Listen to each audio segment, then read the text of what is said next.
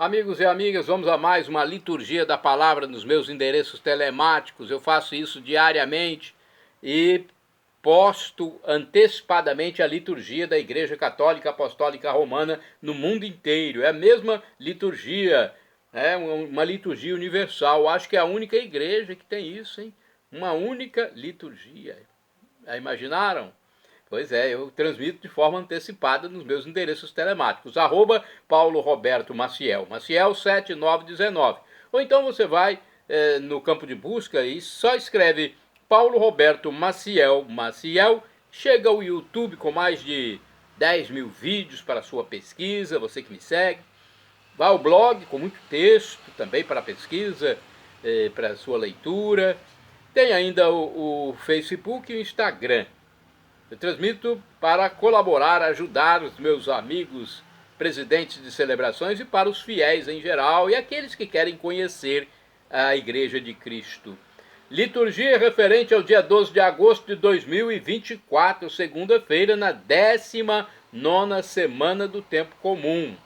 A cor dos paramentos litúrgicos é verde e no rito temos a missa escolha com o ofício do dia, ou então a missa pode ser em memória de Santa Joana Francisca de Chantal. É memória facultativa, aí a cor é branca. Então, se você é presidente de celebração, você pode optar pela memória de Santa Joana Francisca de Chantal. Vamos à transmissão então agora dos ritos. Antífona da entrada. Levantai-vos, Senhor, da vossa aliança, e nunca esqueçais a vida dos vossos pobres. Levantai-vos, Senhor, e julgai nossa causa. E não fecheis o ouvido ao clamor dos que vos procuram. É o Salmo 73, com alguns versículos. Oração da coleta agora. Rezemos. Coloque sua intenção. Deus eterno e todo-poderoso, a quem inspirados pelo Espírito Santo, ousamos chamar de Pai, fazei crescer em nossos corações o espírito de adoção filial, para merecermos entrar um dia na posse da herança prometida. Por nosso Senhor Jesus Cristo, vosso Filho, que é Deus, e convosco vive e reina na unidade do Espírito Santo por todos os séculos dos séculos. Amém. Primeira leitura, leitura da profecia de Ezequiel. Capítulo 1, versículos do 2º ao 5º, de 24 ao 28c. No dia 5 do mês, esse era o 5º ano do exílio do rei Joaquim, a palavra do Senhor foi dirigida a Ezequiel, filho do sacerdote Buzi, da terra dos caldeus, junto ao rio Cobar. Foi ali que a mão do Senhor esteve sobre ele. Eu vi que um vento impetuoso vinha do norte, uma grande nuvem envolta em claridade e relâmpagos. No meio brilhava algo como se fosse ouro incandescente. No centro aparecia a figura de 4 seres vivos. Este era o seu aspecto, cada um tinha a figura de homem.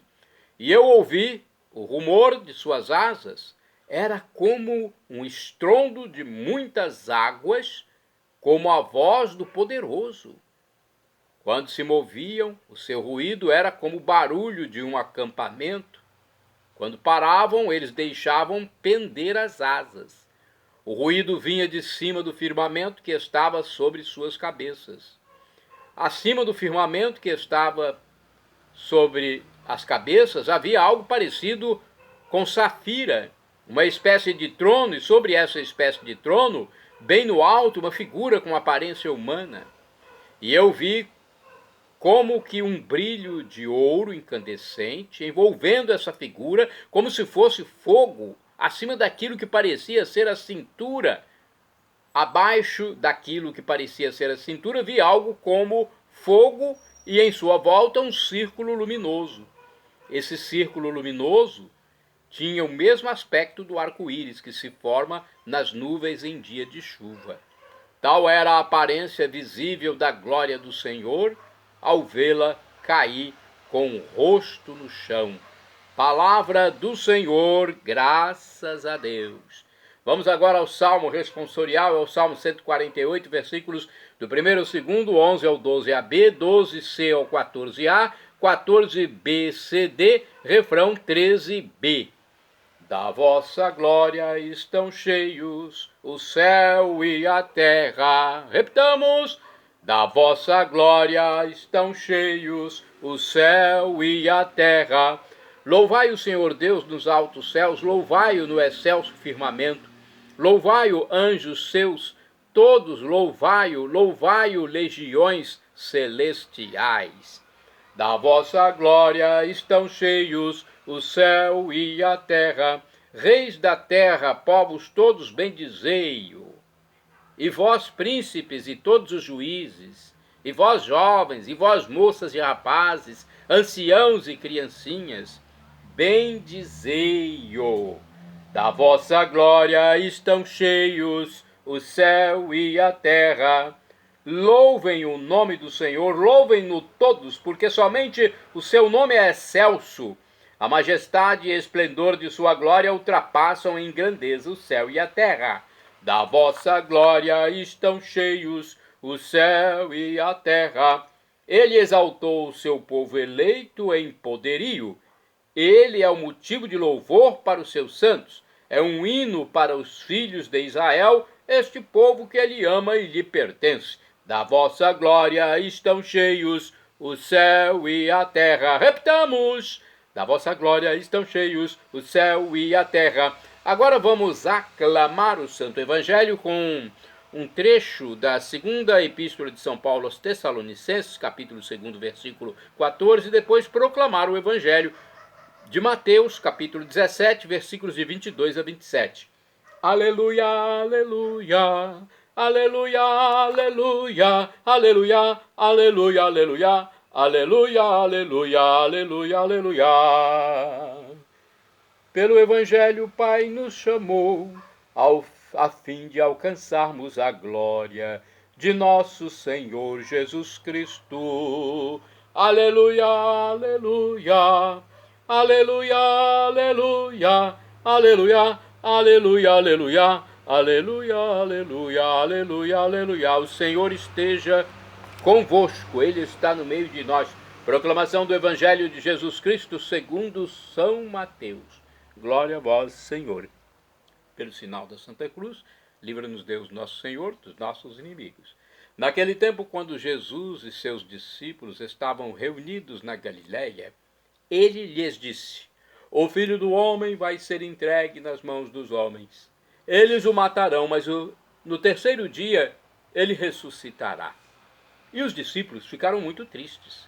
Quando chegaram a Cafarnaum, os cobradores de impostos do templo aproximaram-se de Pedro e perguntaram: o vosso mestre não paga o imposto do templo? Pedro respondeu: sim, paga.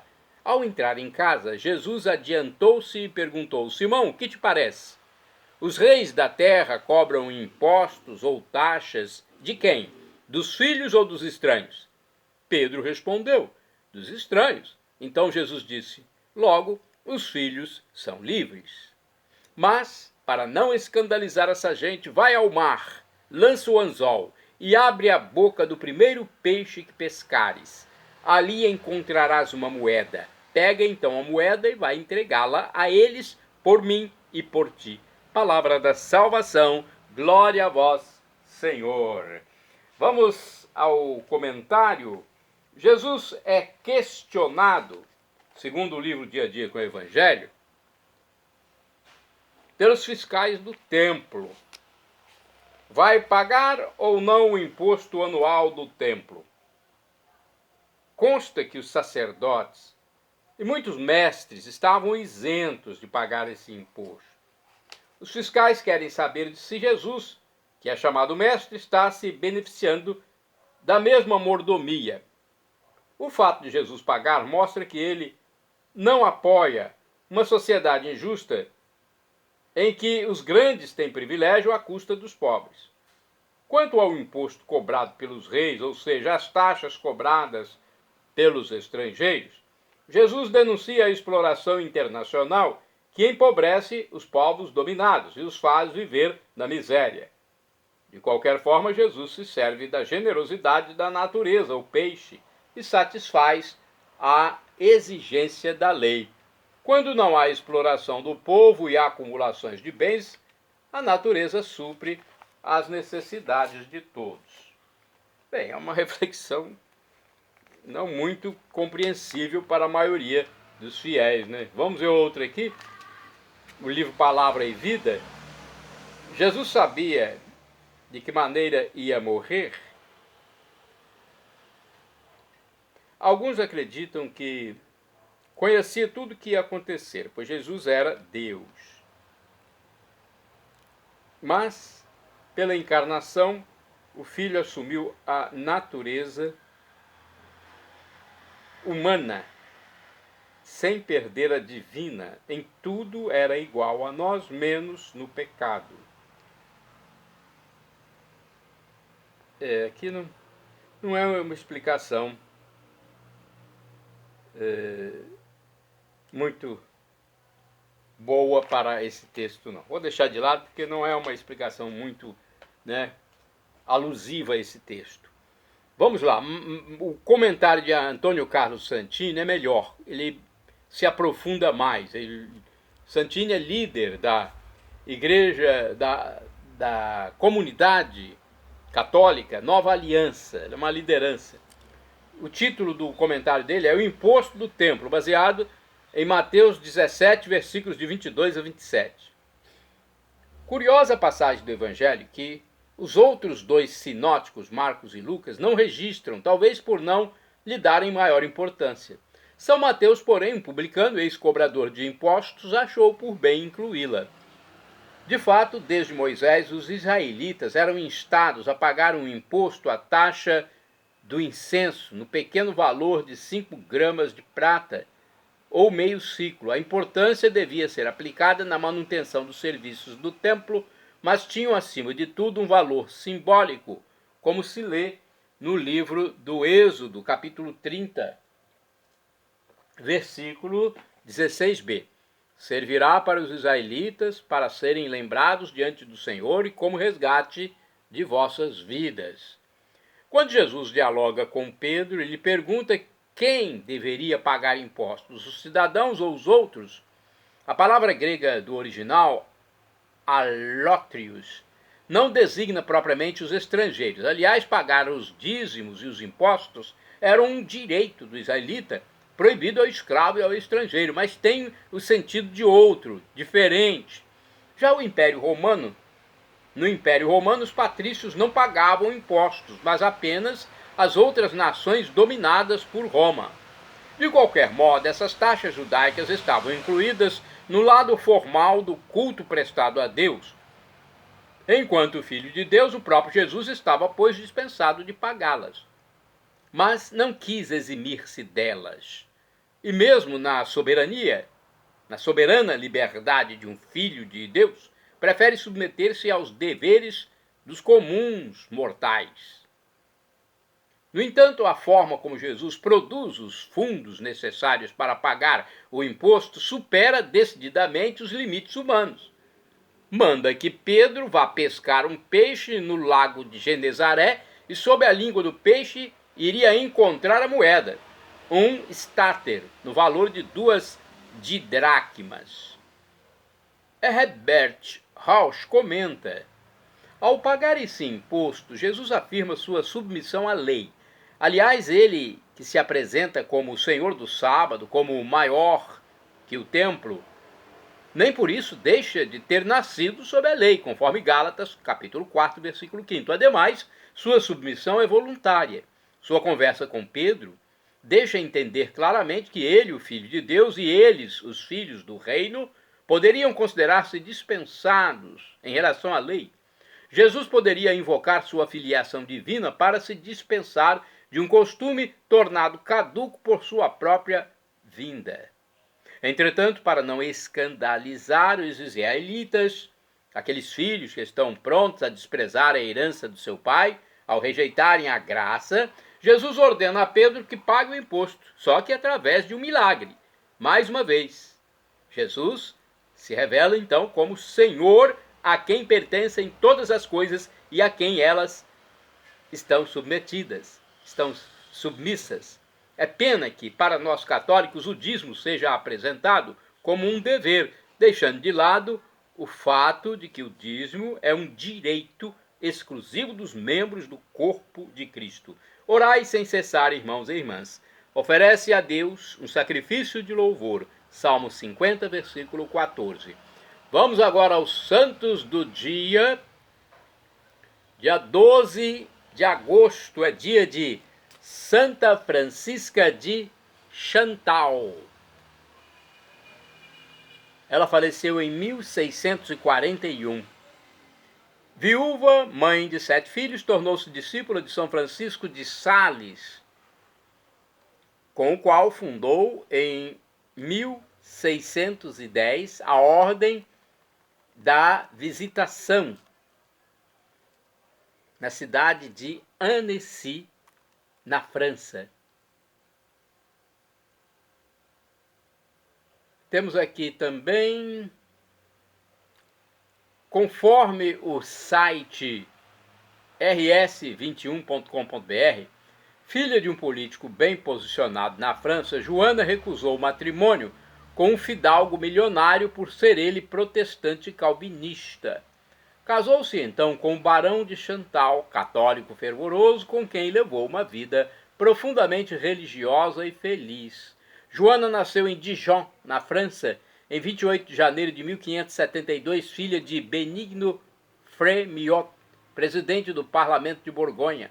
Após seu casamento, foi morar no castelo de Bourgueil. E sua primeira ordem na nova casa sinalizou que seria o seu estilo de vida que viveria em seguida. Mandou que diariamente fosse rezada uma missa e que todos os servidores domésticos participassem. Ocupou-se pessoalmente da educação religiosa dos serviçais, ajudando-os em todas as suas necessidades materiais. Quando o barão feriu-se gravemente durante uma caçada no castelo, só se rezava por sua saúde. Mas logo veio a falecer.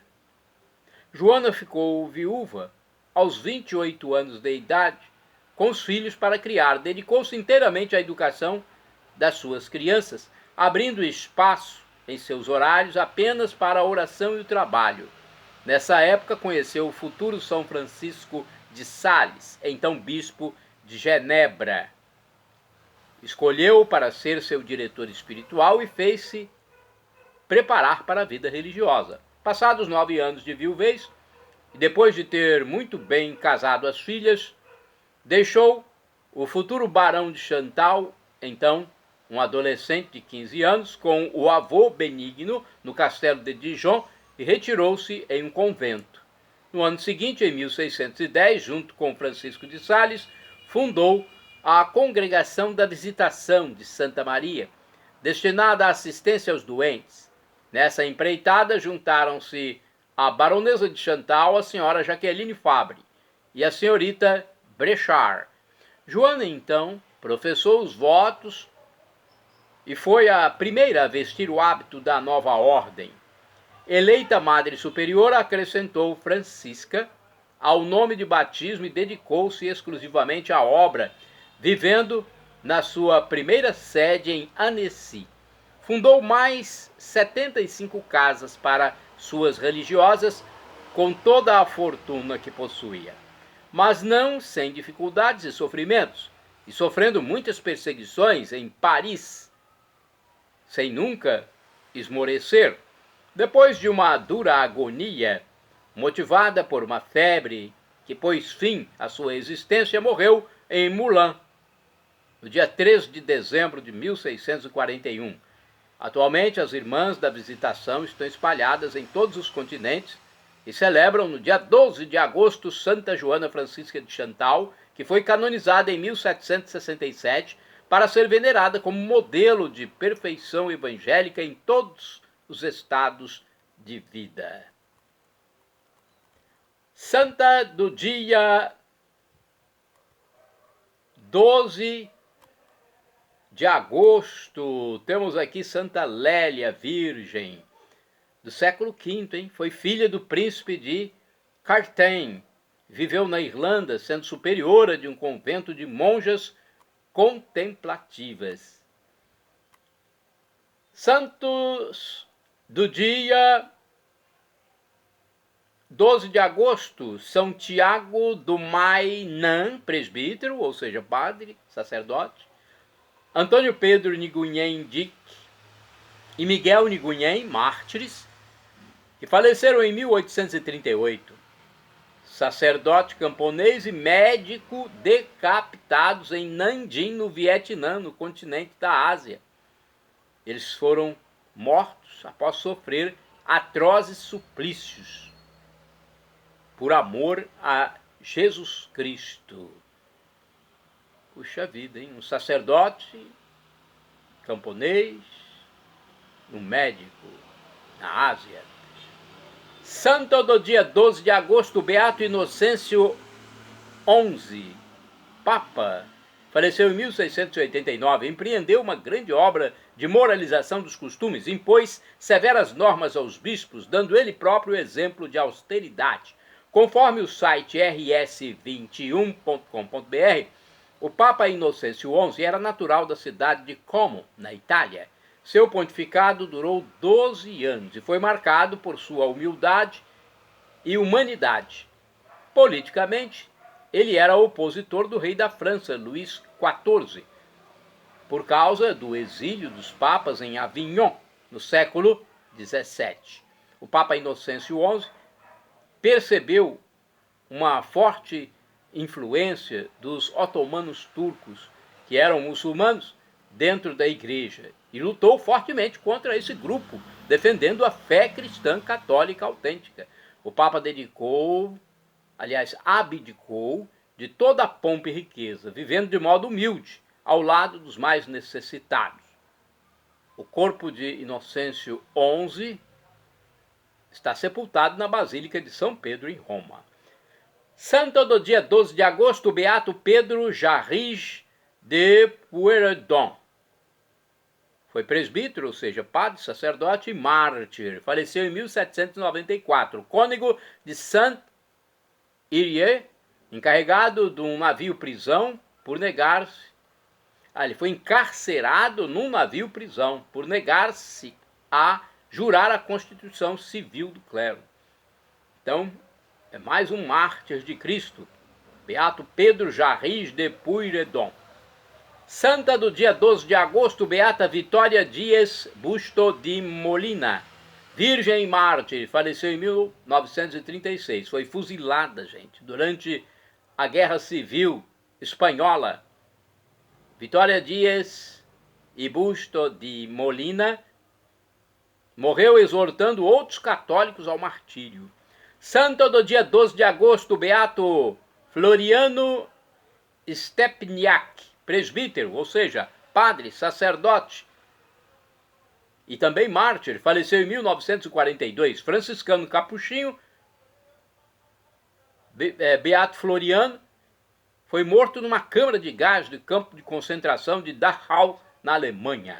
Santo do dia 12 de agosto, Beato Carlos Leisner, presbítero, ou seja, padre, sacerdote e mártir, faleceu em 1945, foi membro do movimento apostólico de Schoenstatt, preso no campo de concentração de Dachau, na Alemanha. Morreu em decorrência de maus tratos sofridos. Shalom Adonai é uma expressão hebraica que significa a paz de Deus. El Shaddai, também do hebraico, significa Deus onipotente, Deus todo-poderoso. Ele proverá aquilo que você deseja, se for para o seu bem. O professor e escritor de mais de 100 livros da Igreja Católica, Felipe Rinaldo Queiroz de Aquino, em seu canal no YouTube, diz que Deus pode nos dar uma dessas 3 respostas quando suplicamos algo. Sim, não ou espere. A que for melhor, ele nos dará, mesmo que seja um não. Até na Terra, nosso pai físico nos dá um não de vez em quando. Eu já recebi muitos nãos. Pois é, porque o pai sabe o que é melhor para o filho. E agora eu clamo do aramaico dialeto de Jesus, Maranatá. como dizemos nós católicos, ou Maranata, como dizem os nossos irmãos separados, evangélicos ou protestantes. Não importa, a pronúncia, o significado é o mesmo. Vinde, Senhor Jesus, um dia ele voltará e será o juízo final. Nosso destino na vida eterna será definido. Nossos corpos serão glorificados. Viveremos com corpos como de Jesus ressuscitado, como anjos. Que bom, hein? São Paulo diz que o sofrimento de agora nem se compara com a glória futura que será revelada em nós na volta de Jesus. Mas para isso, nós temos que aceitar. Muita gente não aceita Jesus. E tem que aceitar Jesus como Deus. O Deus do amor infinito que humanou-se por nós, sofreu por nós na cruz, morreu, venceu a morte, ressuscitando no terceiro dia, ascendeu ao céu e está à direita do divino Pai eterno como nosso sumo sacerdote eterno, nosso mediador, nosso irmão primogênito. Creia em Jesus como Deus, arrependa dos seus pecados e peça perdão, arrependa-se, pedindo perdão sempre, e seja batizado e nos encontraremos na vida eterna. Perdão, Senhor, pelos meus pecados passados, presentes, futuros, físicos, espirituais, pecados do pensamento, palavras, atos, omissões, e me dê a vida eterna. Meu Jesus, eu quero a vida eterna convosco. @Paulo Roberto Maciel, Maciel 7919.